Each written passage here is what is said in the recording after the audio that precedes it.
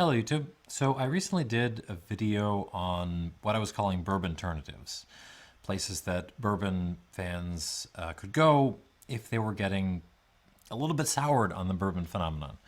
And I was kind of taken to task a little bit in the comments for not including an Irish whiskey on the list somewhere, which full admission is completely correct. There are a lot of bourbon people who have been enjoying Irish whiskey recently. In fact, but you can take the criticism more further than that, right? I don't do a whole lot of Irish whiskeys on this channel. I think I've done like 2 at this point. And one of those was a Pochine, so that doesn't really count. Why not? Well, part of it is just that most of the big names out there have already been reviewed to death on YouTube. Like, the algorithm ain't gonna pick me if someone is gonna search for them, right? The other thing is that just the nature of the style of Irish whiskey at this moment. I adore Irish whiskey a lot. It's very delicate. It's nuanced when you're having a good pot still whiskey or a good malt style. There's a kind of grassy, barley, citrusy, candy nature to it that's so delicate and nuanced, and it's absolutely delightful when you can get a good one. So I don't, but the nature of the modern world of Irish whiskey is such as to take that delicate spirit and just kind of smother it in different kinds of oak. So I have a couple of complaints about the current state of Irish whiskey, which are all kind of tying into one another. So by the way, like, if you tuned into this hoping for like a celebration of how delightful and smooth Irish, that's not where I'm going with this. That's I'm more looking towards the future of Irish whiskey than where it kind of is right now. I'm sorry, but back up a little bit. So that's always been the other problem is back in the Irish whiskey is kind of caught in an awkward place right now, right? It's in a moment of transition.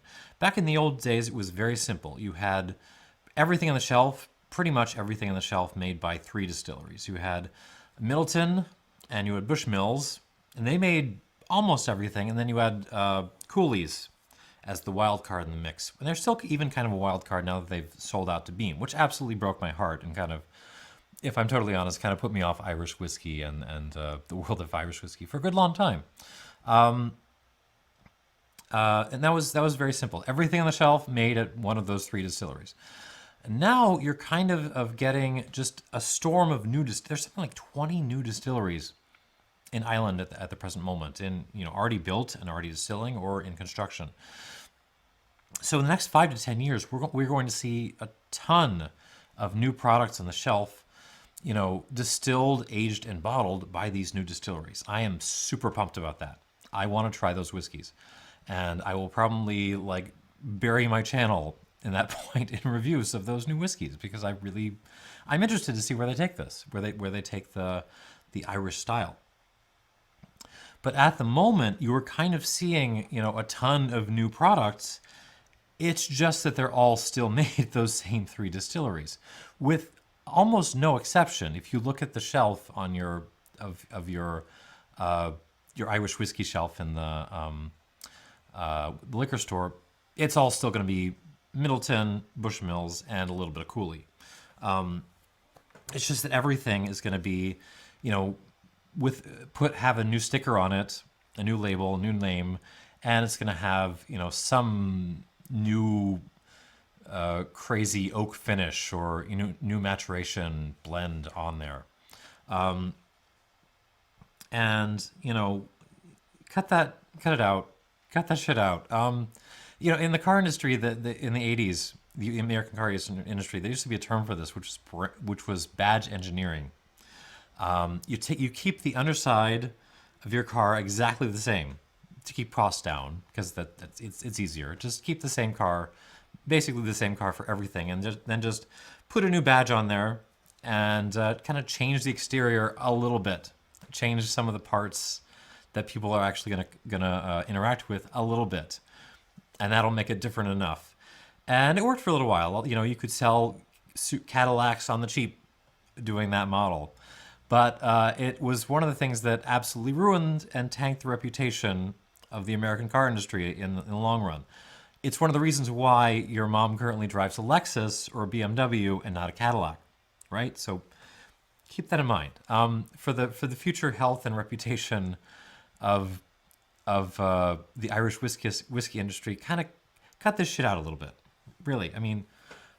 Anyways, moving. The other thing is, I've never found, at least currently, I don't find Irish whiskey to be very good value. Which I think is kind of the opposite of the way that people think of it who are much more into the stuff than I am. I'm sorry, this is a longer rant than I intended. I will put a link to the actual reviews down below.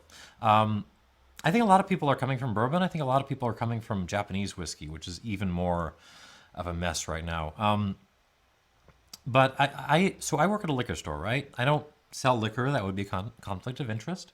But I work in the wine department, and right by me is the Irish whiskey section. I've seen many groups come in with one of the members, you know, talking about what great value Irish whiskey is. It's like Scotch, but so much cheaper than Scotch. And I don't know what I don't know what to say to it. Bullshit, absolute bullshit in the sort of technical Henry Frankfurter sense of like they don't even care to check whether that's the case or not. Like this is, I cannot see how anyone who has actually done their homework of trying a whole range of whiskeys from around the world can seriously say, you know, Redbreast 12-year-old at 40% is sold at $70 is good value. Compared to Macallan, sure. I mean, if Macallan is your benchmark for what Scotch whiskey is doing, then sure. Yellow Spot is pushing like 90, $100 now. Like the crazy thing is that Scotland, at least the smaller distilleries, the distilleries that have that are either independently owned or have, you know, smaller ownership, those are actually probably the best values in malt and in barley-based whiskey right now. As crazy it is to say, because we all have this image of Scotland being the aristocrat of the bunch. So that's kind of another reason. It just, like, it's expensive what you're getting, and what you're getting is just kind of a very delicate distillate that has very often been smothered in wood. Does it work a lot of the time? Yeah, absolutely. But you're losing a little bit of the soul, the terroir of what you're getting with these whiskeys, which makes me sad. It makes me not want to talk about them very much, even though I know, you know, bourbon refugees are probably heading there because maybe they like that kind of style. All right, so these videos, I'm gonna you know, do my honest part to talk about what you know, where I think Irish whiskey is right now, and give it a good, honest chance. And it was easy to decide on the format. I'm gonna do two videos, one sort of on the old guard and one on the new guard. And the old guard was easy to pick. I went Cooley because I've always loved Cooley. I still love Cooley, even though they're now owned by, you know, Beam Suntory. So what I got myself here is a cool sample pack of 4 of the Cooley collection. I guess they're called Kilbeggan Cup Distilling Co. now. Look at this. This is a great little box. They went super serious with this. There's like a magnet closer, opens up. There's a velvet interior where all the little sample bottles go. There's a little write-up. This is a great little box. I'm usually not impressed by these things, but this is kind of nice if you're looking for an Irish whiskey gift to offer to someone. Anyway, so we're gonna taste through these things. I did have a little nip last night to just try to get a little bit of air into the bottles, and they've been airing out for about an hour or so since this morning. So we're gonna give these a good, honest whirl. I will review them. No notes. Nothing here to read off of. I have something to write my scores on. That's it. and we'll see what happens. So what I got here, hold on, let me finish pouring these guys, is Kilbeggan Traditional Irish Whiskey, bottled at 40%. This is a blended whiskey from Cooley. I've got Kilbeggan Single Grain Irish Whiskey, so grain whiskey with no malt blended in. Cooley used to have Greenore, 8-year-old, which was not my favorite, but I appreciated the novelty of it, and they seem to have replaced it with this. Not sure why. No age statement on either of these. Actually, no age statement on the entire range, which is not great, but carry on. Third one up is Tyrconnell Single Malt. Interestingly, it's double distilled. That's one of the features of Cooley. That when they were founded, I guess in, 87? I guess it was? Late 80s, somewhere in there. Their pot still setup. It used to be a sort of potato spirit factory, I guess. So they had so it's a very old school kind of column still they got, and the pot still setup is only 2 stills. It's more Scotch style. So unlike what we get at Bushmills, say. And then for the last one, we have got Connemara Peated Single Malt Irish Whiskey. This is a bit of a novelty. You don't get a whole lot of peated Irish whiskies yet. I imagine we'll see more. Now the Tyrconnell and the Kilbeggan Single Grain are bottled at 43%. The Connemara and the Kilbeggan are bottled at 40%. And no statement about non-chill filtration or natural color or anything like that. These are very branded products, but never mind, carry on. Hold on. I've forgotten my little squirty bottle. I'm going to give these a drop of water before we dive in. I mean, they're bottled at such low proof, it probably won't make a huge difference, but we're going to give these a fair shake. 1 drop. 3, 4. 1, 2. So 1 drop for the ones bottled at 40 and 4 drops for the ones bottled at 43. All right, let's dive into these. So we're starting off with Kilbeggan Traditional Irish Whiskey. I imagine this is pretty much majority bourbon cask, bottled at 40%. So it's going to be a blend of grain whiskey and Irish malt whiskey. On the nose.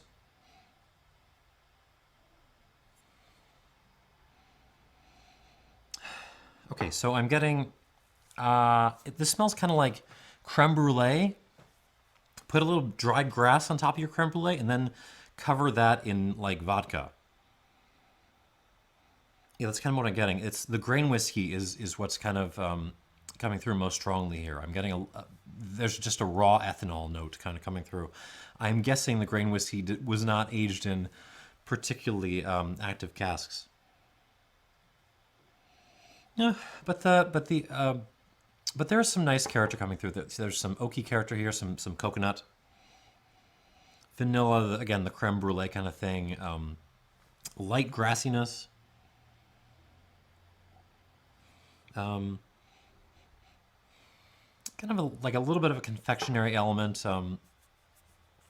Maybe like a. I was gonna say cinnamon bun, but not quite. This is more, just a shortbread cookie, something like that. Yeah, let's go with shortbread.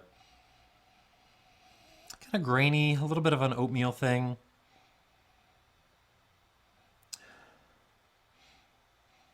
But all the pleasant elements are kind of, pulled back a little bit by the presence of just, alcohol that came off the still at high proof, raw ethanol, which is kind of, but that's not the worst thing in the world. This is an inexpensive blend. I think this is what, 30, no, not even 30, 20, $22, something like that. Okay. I do like the nose better than the last Jameson that I tried. On the palate.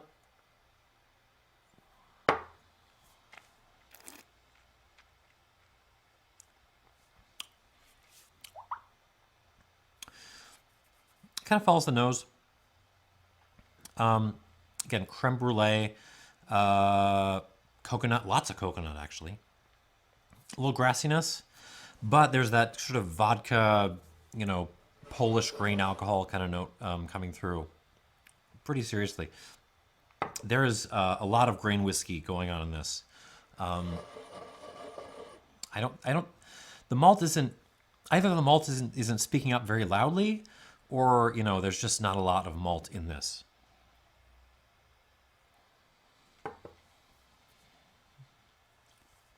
Some nice bourbon cask notes.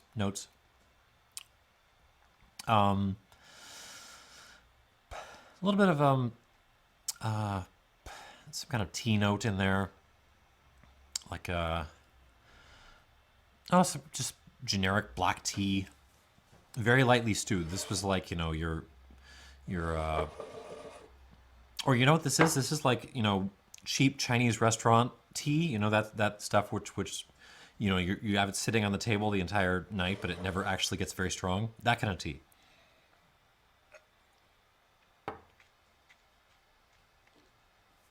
A little bit of a citrus note, kind of a lemon peel, candied lemon peel sort of note. So the mouthfeel is not great because 40%. The lack of strength on this is making it feel more bitter than it already is through the presence of just the ethanol, the grain spirit in this.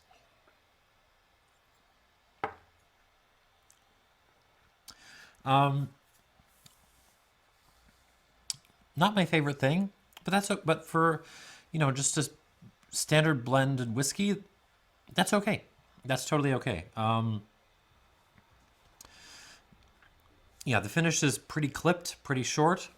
I get that. I get a kind of ashy ethanol-y note on the finish. It is not covering my mouth very well. But it's inexpensive blended whiskey. I'm gonna give this. Let's give it a 74 out of 100. What do I have to say about that? I mean, are there bourbons that are going to walk all over this all day long for that sort of price? Absolutely. I mean, even some blended scotches, Henke Bannister, Dewar's 12-year-old. Well, that's a little bit more expensive, but not like a couple of bucks more, right? Hell, for this price, for like the 24 odd dollars, you can get Glenmorangie Classic, like just a cheap malt that'll absolutely kind of outperform this.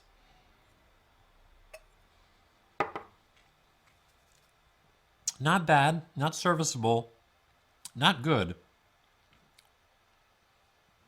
Let's go with serviceable, and not really good value either.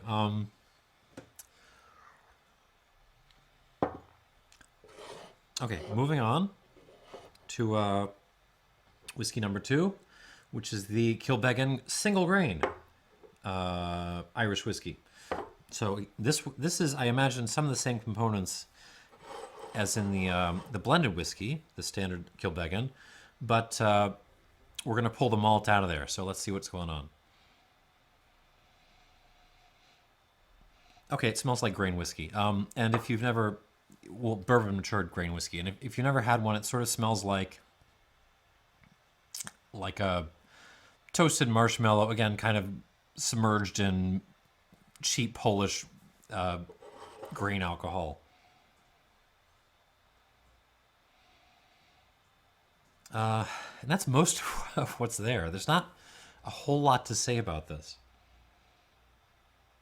Marshmallow. Coconut. There is some coconut. Alcohol, vodka, Polish column stills. Vanilla.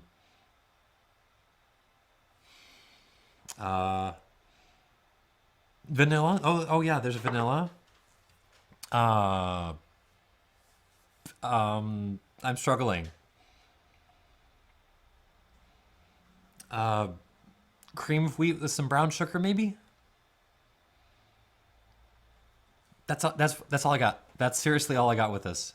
And this is after, bottled at higher strength, and I've added some water to it. So this should be about as open as it's going to get. And it's just, it does not speak very much, or at least with a very wide vocabulary. All right, let's give this a whirl on the palate.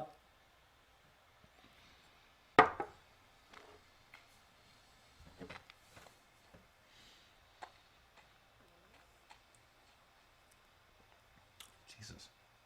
I'm sorry, I have to check the price on this.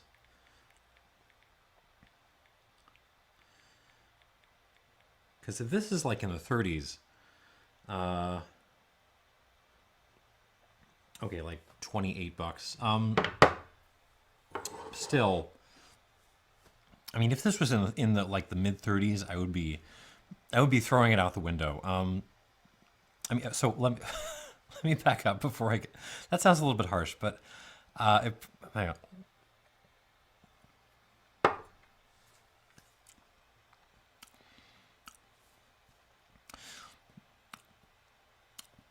Cotton candy, toasted marshmallow, that sort of ethanol bitterness.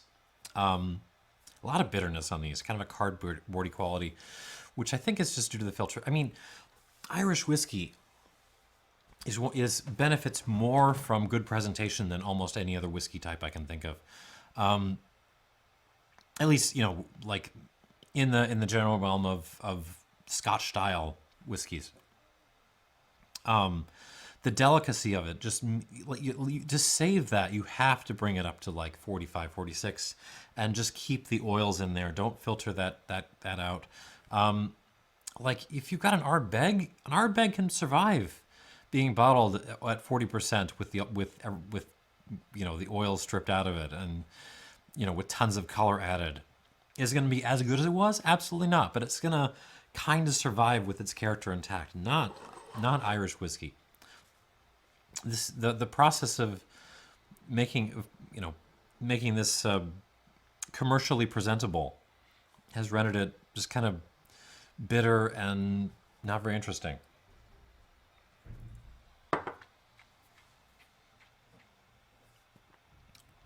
Coconut, brown sugar, cream of wheat again,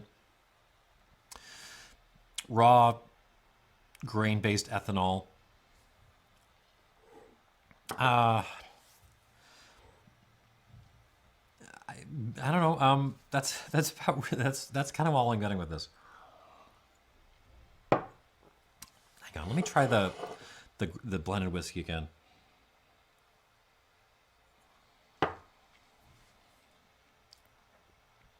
Yeah, especially on the palate. This is not the Kilbeggan's blend is not my favorite thing in the world by any means, but the malt added to it, even though I don't think it's very much, it's just adding so much compared to the grain, which is just so one-dimensionally kind of alcohol-y sweet. I mean, this is...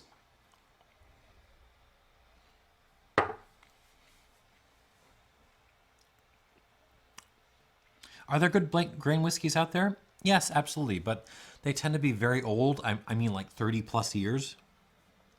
Yeah, this is not that. This is I don't think this is over 10 years old. And at $28, definitely not good value. I'm gonna give this 70 points. This is a 70-point whiskey. So 70 points for the Kilkerran, or I'm sorry, the Kilbeggan, not Kilkerran. Kilkerran is a different world from these. 70 points for the Kilkerran single grain.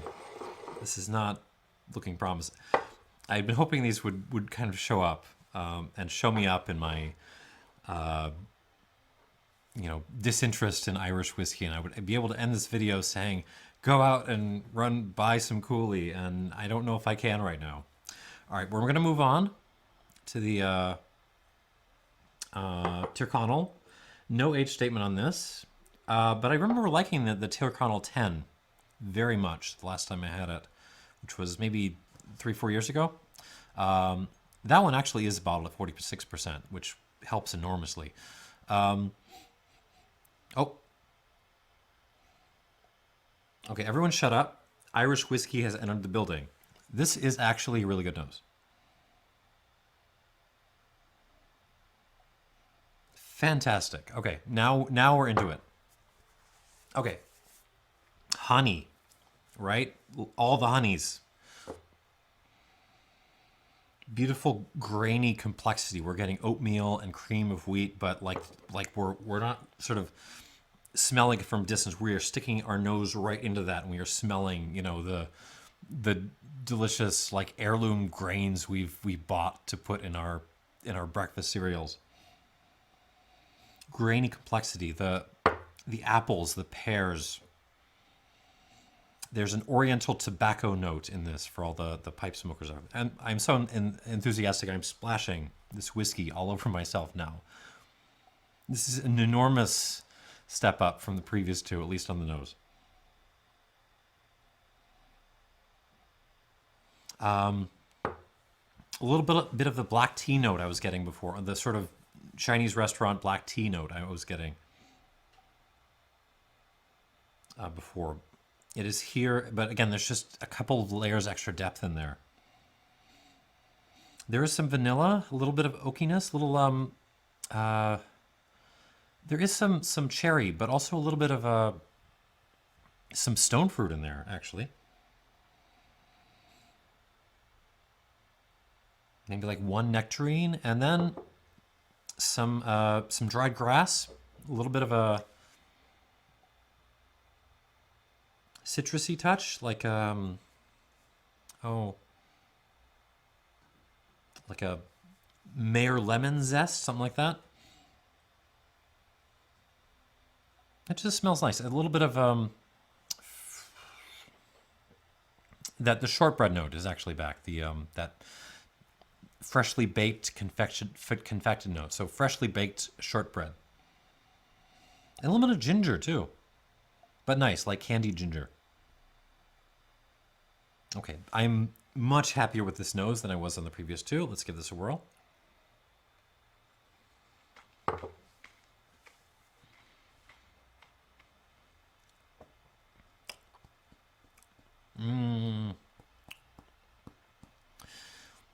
And again, we run into the problem with the presentation. Even at 43%, which is way better than 40, this feels a little bit thin in the mouth. It feels a little bit clipped on the finish in particular. I think the strippingness of its oils in particular has just kind of left it a little bit without weight, and that makes it come across as a little bit extra bitter. But at least we're not getting that sort of grainy ethanol-y note this time. Hang on, let me come back to this. I'm going to try not to be negative. I'm going to stop being negative.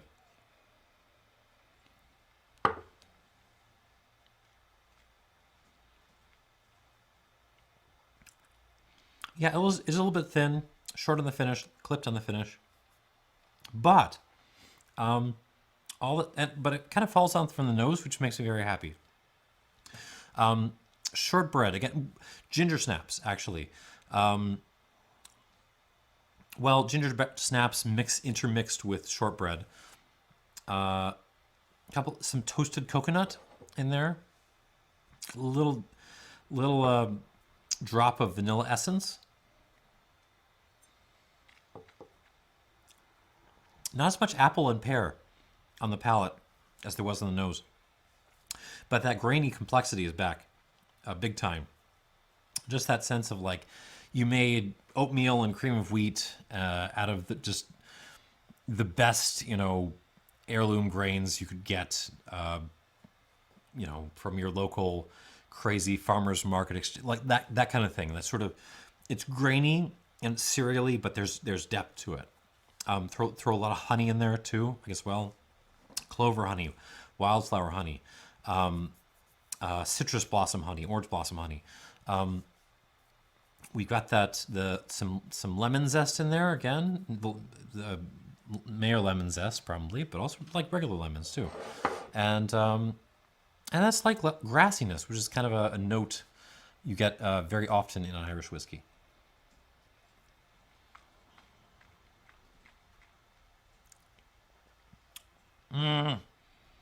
Still not as good on the palate, and is as interesting on the palate as it is on the nose.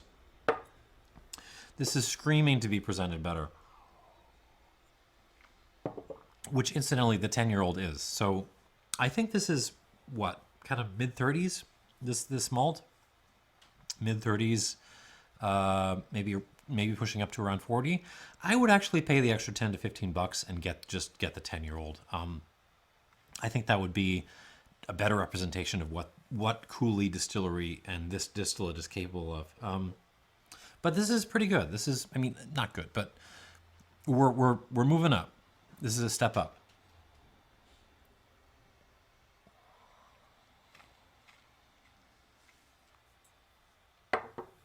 Lovely, clean, complex example of what an Irish malt whiskey can do, matured in, bourbon barrels. That's kind of what I'm getting.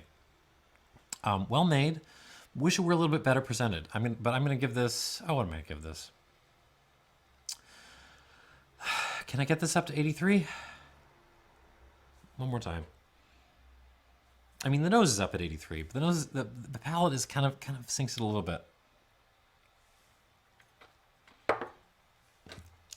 83 minus. Let's say 83 minus.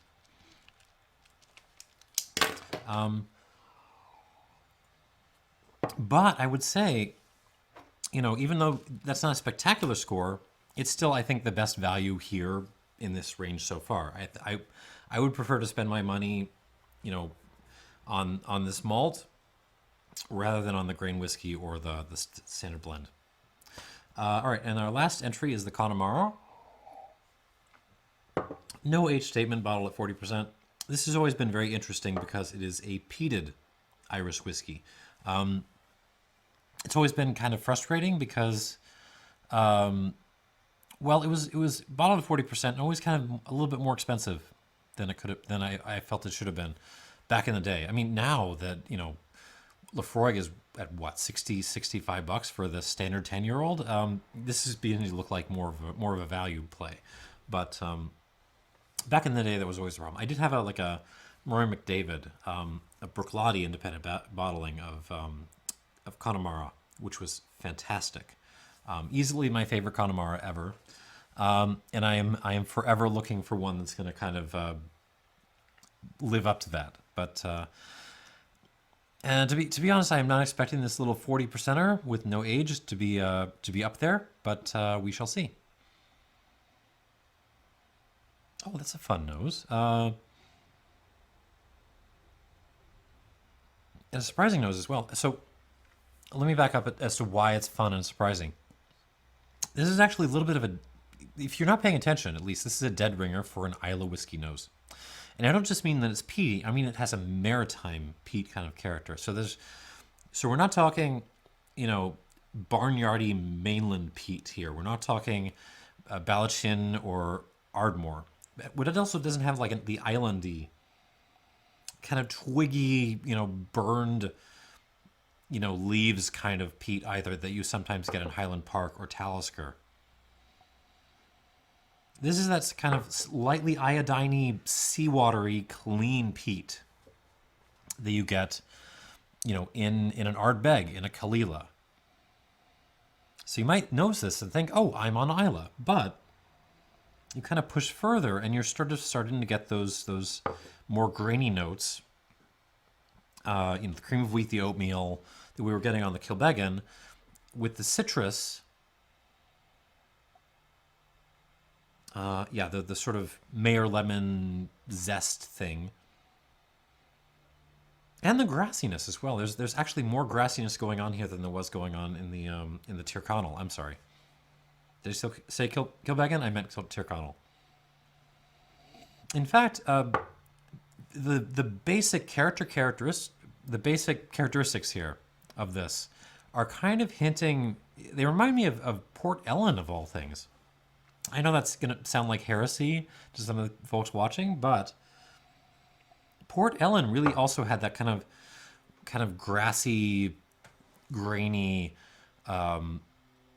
kind of citrusy character sometimes. Not that I'm saying this is a replacement for Port Ellen. Do not read that into this, but it's kind of leaning in that direction. What else is going on here? So we're getting some nice bourbon Caskey notes, some vanilla,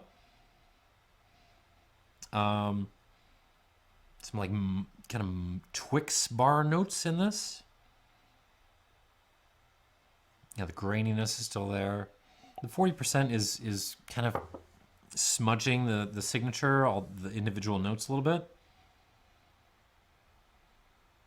Vanilla bean, a little hint of iodine, like one, roll of hospital bandages somewhere in the corner, but not pushing its way to the front very far. Actually, there are a couple of burned leaves in this going on.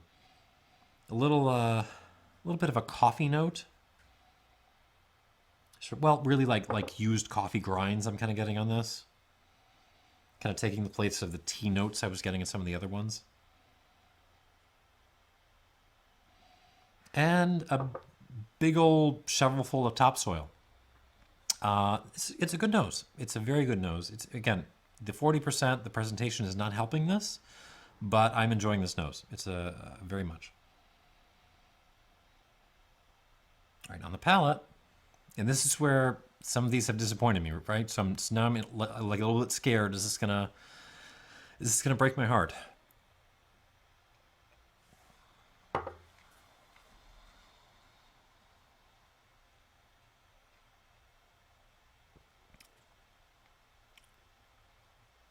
Yeah, it's breaking my heart a little bit.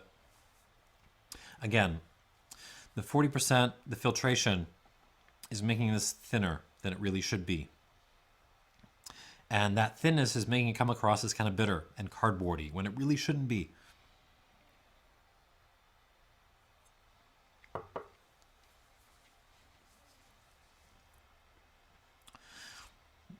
Everything is there. Even at this is not particularly old. I would not place this above 8 years old.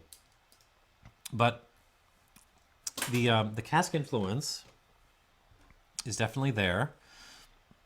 And it's playing well off of the malt, the smoke. So you're getting, again, that sort of Isla peatiness, almost a Kalila style of peatiness, but it's not. It's its own kind of thing. So, maritime peatiness married with, some fudgy Twix barry stuff, vanilla, creme brulee again, actually, like really burned creme brulee, little mud.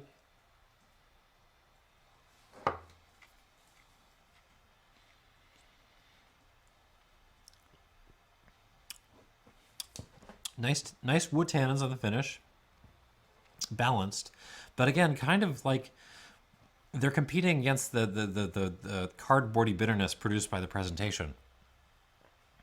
A little bit of a floral note on the palate that wasn't there on the nose, which is nice.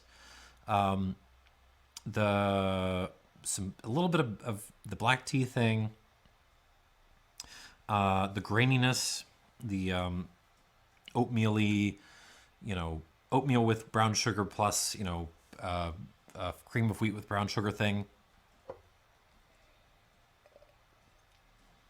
And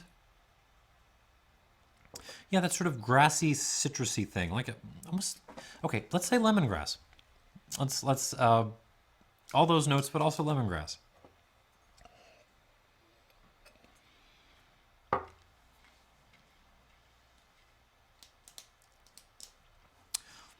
It's a hard one to judge because it's more like I'm getting excited by the potential I'm tasting here. Absolutely. But, I have to sort of check myself to say, is the potential that I'm getting excited about actually showing up in the glass, or is it just being held back by the way the owners, Beam Suntory, have chosen to present this? Oh heck, what am I going to give this? I'll be fair. let's give this an 83 points, which actually puts it above certain entry-level Islay whiskeys that I may have talked about recently. Straight 83 points. It's okay. And for in the mid-40s, I mean, it's not terrific value, but it's better value than some.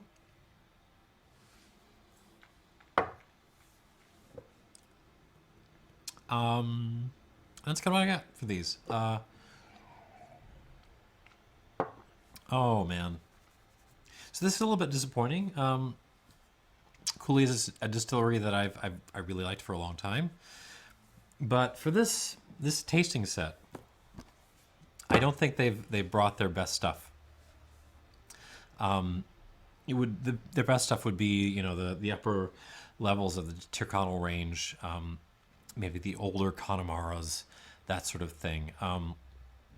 They've also got a rye, which I still haven't tried, that I'm very excited about. But that wasn't in the box, so I didn't sample it here. So yeah, that's a little bit of a bummer. Blend is okay, 74 points, but honestly, save your money and get Hanky Bannister or something. The grain whiskey, no, you can do better. 70 points. Tyrconnell, not bad. I would actually pay the extra money and get the 10-year-old single malt Tyrconnell as opposed to this, which is a delightful whiskey. And Connemara, standard at 40%, no age statement. Good, fair, fine. 83 points. Nothing is super exciting to me here. I'm left with a little bit of like a shrug emoji kind of reaction with these, and I wait the day when this range will begin to excite me again. I'm sorry if I disappointed you, dear viewer. I'm trying. I'm giving it an honest shot, but that's kind of what I got, kind of where I am right now. Thanks for watching. I'm sorry I trashed Irish whiskey, but I'm gonna have something fun for the next video.